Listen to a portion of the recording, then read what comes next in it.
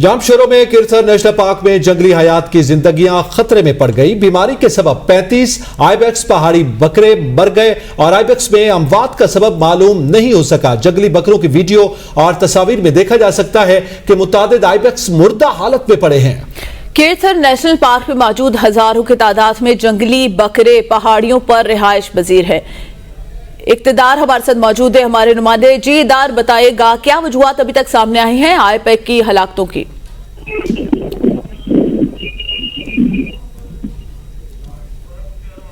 जी बताइएगा कि क्या वजूहत अभी तक सामने आई हैं आईबेक्स की हलाकत की। दीदार, आप हमें सुन पा रहे हैं इस वक्त? दीदार से हमारा राब्ता नहीं हो पा रहा। हम खबर है आपको आगाह कर रहे हैं। जामशोरों में किरथर नेशनल पार्क में जंगली हयात की जिंदगियां खतरे में पड़ गई हैं। बीमारी के सबब 35 आइबेक्स पहाड़ी बकरे मर गए हैं और अमवात की वजूहात जो है वो मालूम की जा रही है।